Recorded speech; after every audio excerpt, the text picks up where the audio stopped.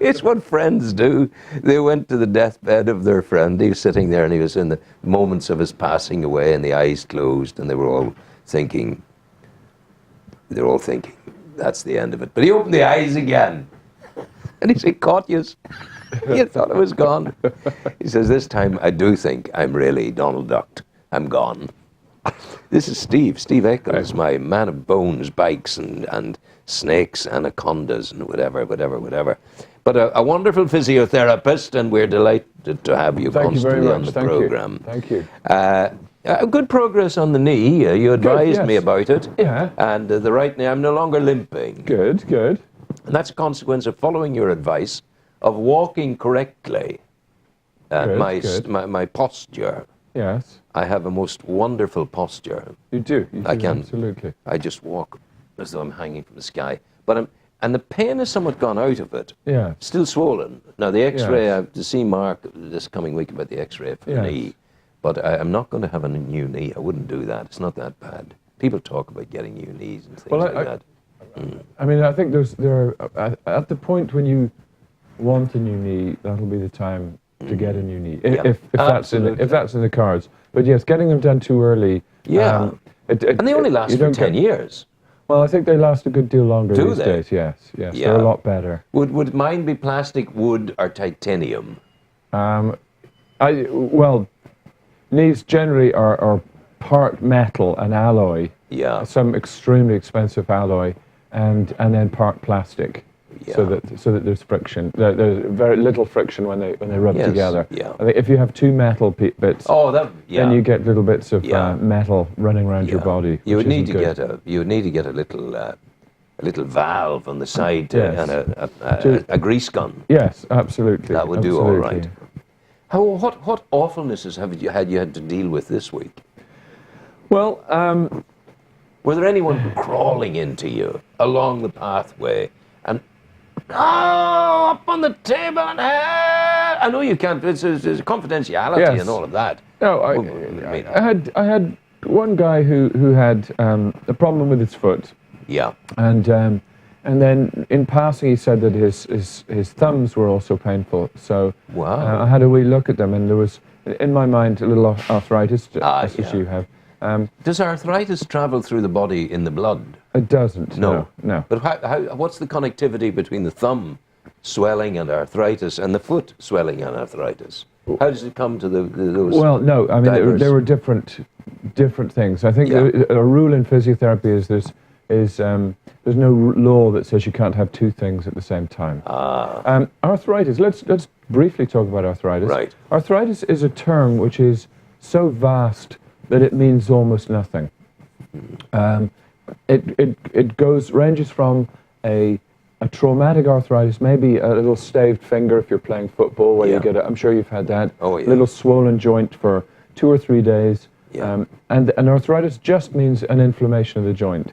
So if you give it a whack and your joint is a little bit swollen, that's a traumatic arthritis. There's no big deal. It'll get better. You'll be fine. So when does it get serious? And when the doctor looks at me and he says, it's arthritis. Well, it can range along to diseases like juvenile rheumatoid arthritis, in which small children's joints and other tissues are ravaged by the disease. So, and it's a dreadful disease for, the children suffer quite a lot.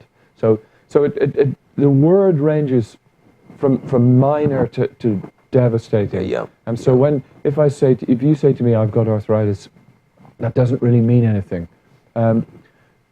If you're getting random joint swelling, so this month my knee gets all swollen, and then it kind of goes away again and it's a little bit better, but then my elbow or my fingers or my neck, my hip, that's a systemic arthritis. That's when something in the body is attacking the joints, and generally something like that that might be rheumatoid arthritis, which can can onset during your lifetime, and that is an autoimmune disease where your body's defense system attacks your own joints and tissues. So strong medicine, strong drugs are now very available, and you don't see the dreadful hand deformities and things that I've never taken used to drugs have. in my life.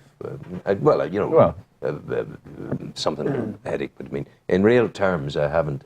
I'm not a medicine taker. I don't do it. Yes. But there is a 70-year-old hand. Yeah. Have a look at that. And this is not. No, it's a I good, can't make a fist as well as I used to make a fist. Yes. But there would be no need. That you don't have arthritis. You don't. Don't there in that hand. No. You don't. It may be a little bit of wear and tear. Yeah. And if there was, like the guy we were talking about just a few minutes ago, I gently just mobilized his thumbs a little bit, and then we looked at a plan of action, which he was going to go and see his doctor. And then he rang me a few days later and said, my thumbs feel much better. Yeah. Just from a little bit of manipulation, a little bit of movement. So your knee probably will feel better if we can loosen it up a bit. So you need to come down and yes, I will do get that. a bit of It's now therapy. we because there is a swelling in it, and it's still. May I? Yes, absolutely. Yeah, it's all very, very. I There you use this go. thing, a bandage on it. You see. You're teasing the audience. But now, look at aren't this. you? Look at that. Look at that. That's a swelling, a very substantial swelling, I would have thought, Yeah. in comparison to the other one, which is like so. Yes. There is a little swelling. There is a little swelling, and it's in here. It's on the inside wall of the knee. But also, osteoarthritis is not just about. Osteoarthritis is the wear and tear in a joint. It's not just about bone, joint material being lost, but extra bone being put down to protect yourself. Wow, and the bone can do that. Yes, and it can. So often you feel on the margins of the joint extra bone, sort of a bony. Yeah, here. It's happening here. That's right. right. Where the ping of pain would come. That's right. They're very agricultural legs, are they not? It's a pity they don't have knobbly knee contests anymore, isn't it? Do you remember the pictures of knobbly knee contests at Butlins? I do. Things? Yeah. I do. No, you wouldn't have won. I wouldn't have won. You wouldn't have won. I'd better put this back up again. Yes. This is a great device. A great device. Yes. But it's serious because it affects you in the most unexpected way. I suspect if one had a copulatory life, it would affect that. One couldn't any longer go onto one's knees. Prayerful as well, you know. Yes, absolutely. It would be difficult, yes. Oh dear. Damien's blushing. I know he is. You're not supposed to talk about copulation on Destination Newry. Not at all. We don't copulate at all. Well, not in the premises. No. It wouldn't be acceptable, for goodness sake. And especially with the window open. So, listen to me. Right. The week. What sort of people are coming to you these days? Is it sport? Is it people who are just degenerating? Well,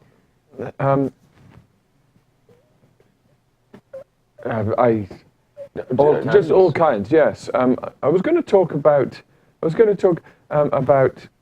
people who now the winter is looking like it's beginning to be over, and it's not constantly raining. Yes. Getting out and maybe going back to a bit of jogging or cycling or whatever. And I would just like to talk about ways in which you can hurt yourself.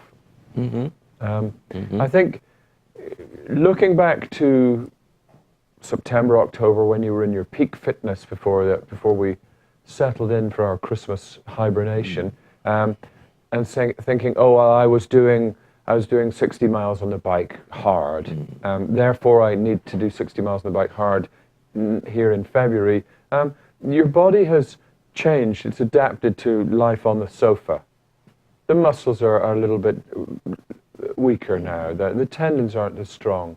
The blood supply to your muscles isn't quite as good. Your lungs and heart aren't quite as efficient. So you need to build those up slowly.